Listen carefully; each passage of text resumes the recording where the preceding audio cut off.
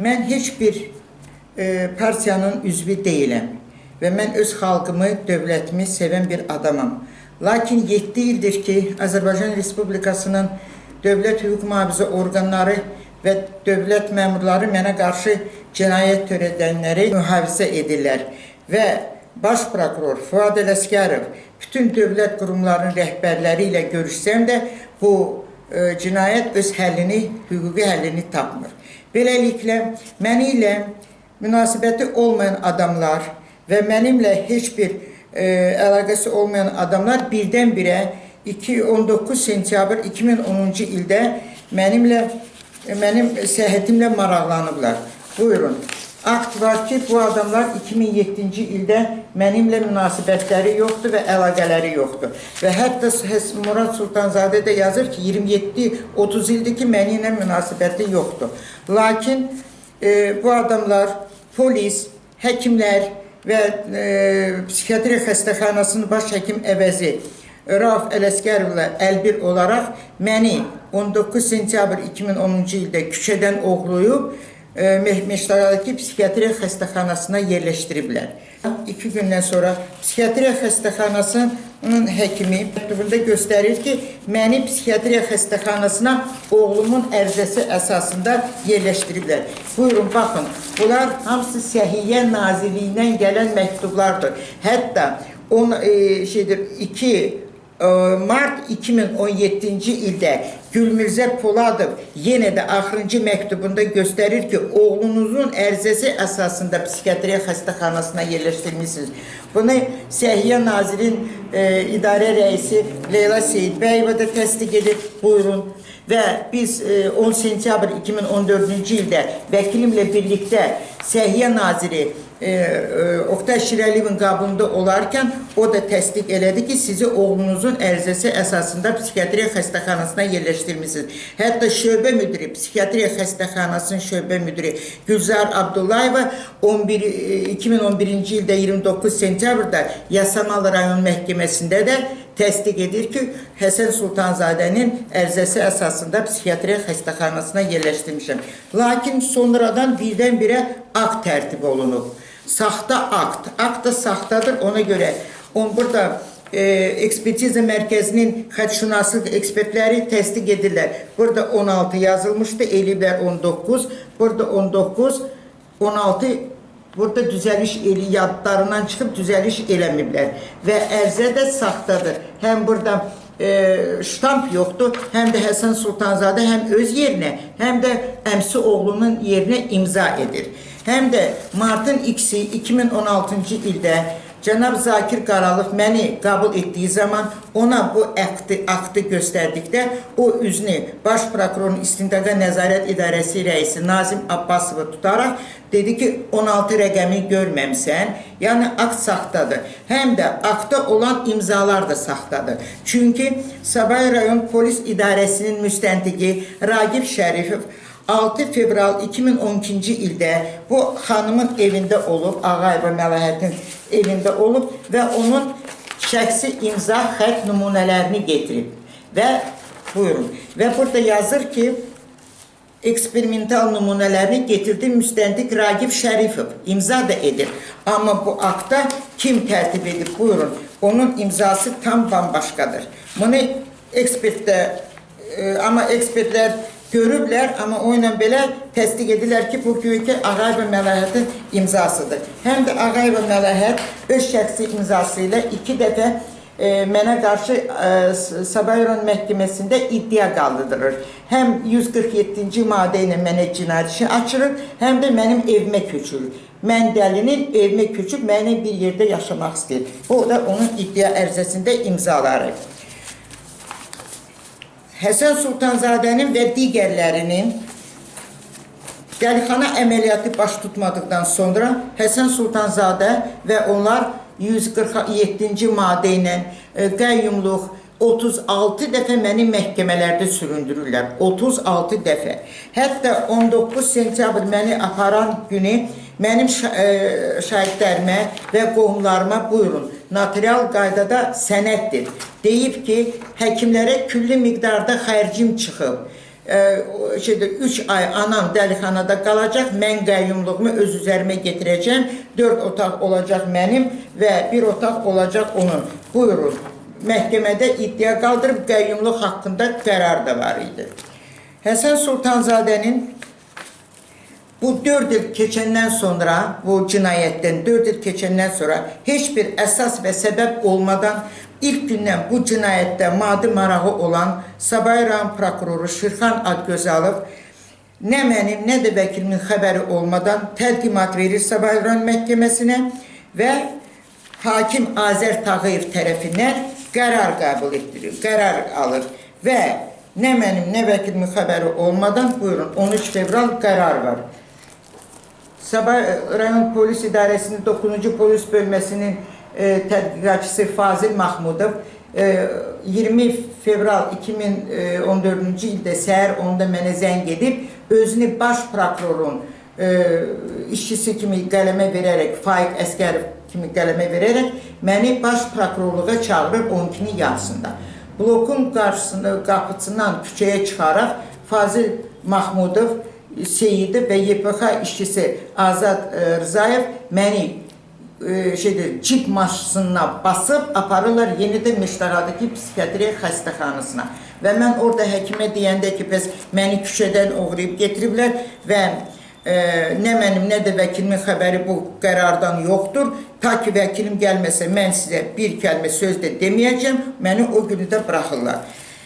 Məsələ ondadır ki, Sabay rayon məhkəməsinin hakimi Azər Tağıyev bu qanunsuz hərəkətlərinə görə Məhkəmə Hüquq Şurası tərəfindən və Ədliyyə Nazirliyi tərəfindən cəzalandırılıb.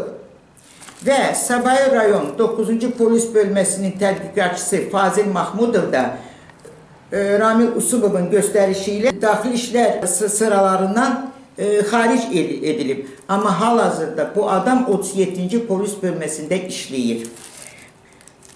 Şirxan Adgözalovun da dəlixana əməliyyatı baş tutmadıqdan sonra, 7 aydan sonra Həsən Sultanzadə Dövlət Gömrük Komitəsinin müstəntiqi, adiyyəti olmayan qurumun rəhbərinə Fövqəladə Hallar Naziri Kəmaləddin Heydərova müraciət edir ki, yazılı surətdə mənə kömək eləyin, anamı 3-cü dəfə dəlixanaya yerləşdirim və Fövqəladə Hallar Nazirinin məktub gəlir ona ki, bizim səlahiyyətlərimizdən xaricdədir bu məsələ. Buyurun, hindiyə qədər nə Şirxan Adgözalovun mənə qarşı cinayəti, nə də Həsən Sultanzadənin 3-cü dəfə mənə qarşı törətdiyi cinayətlər prokurorluq tərəfindən araşdırılmayıb, açıq-aşkar ört-bastır edilir. Və onlar da gizlətmirlər ki, bu cinayətin arxasında kim durur? Bakı şəhər prokuroru hələ 2011-ci ildə mənə və vəkilimə, sonra Oqtay Şirəliyevin qabılına getməyi məsləhət görür bu cinayət həkimlərin qanunsuz hərəkətləri ilə. Baş prokurorun İstintaqa Nəzarət İdarəsinin rəisi Nazim Abbasov, onun mavini Qabil Qasımov, Baş prokuror Təşkilat və Analitik İdarəsinin rəisi mamini Rövşən Əliyev və Rövşən Əhmədov isə məni Kəmaləddin Heydarovun, Mahir Muradovun və Faiq Tağzadənin qabılına getməyimə məsləhət görürlər. Və mən hər biri ilə görüşmüşəm, hər biri ilə. Kəmaləddin Heydarovla görüşdükdə deyir ki, pul problem deyil, qızıları neynirsən?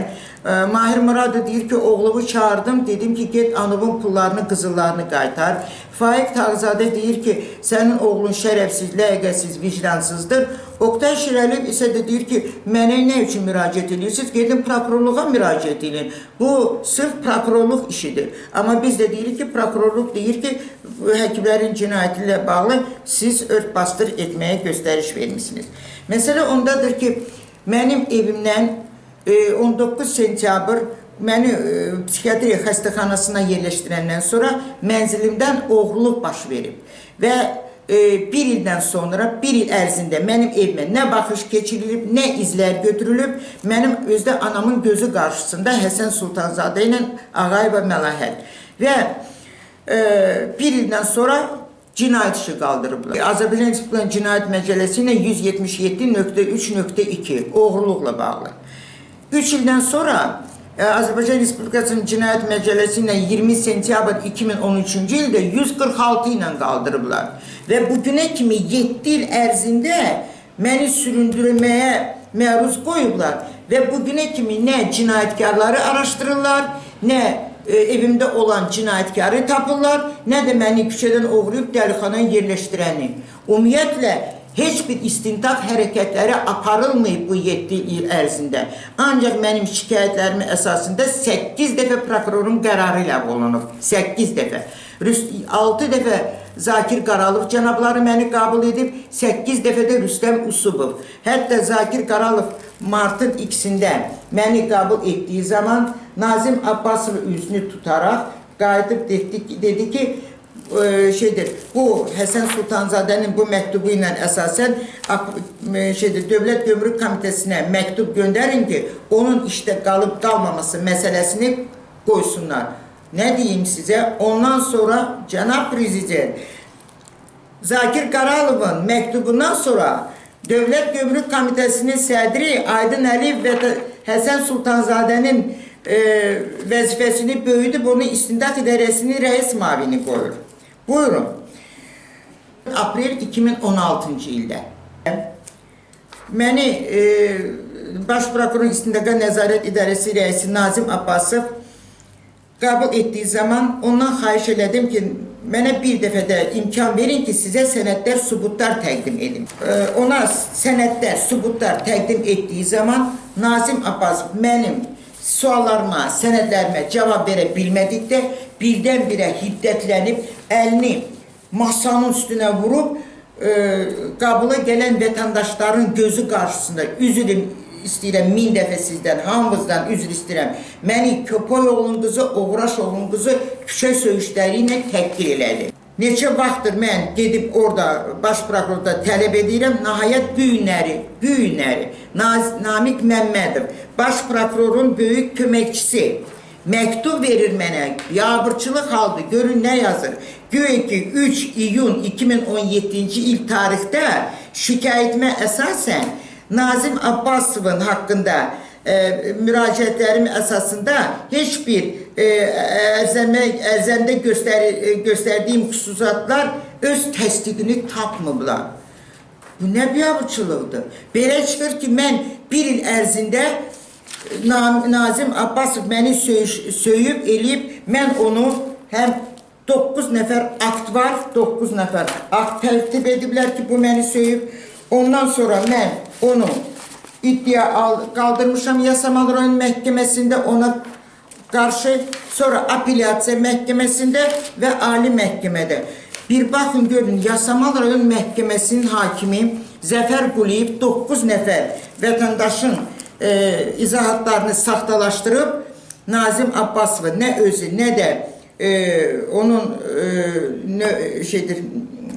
nümayəndəsi məhkəmədə iştiraki olmadan qətnamə Nazim Abbasovun xeyrinə verir.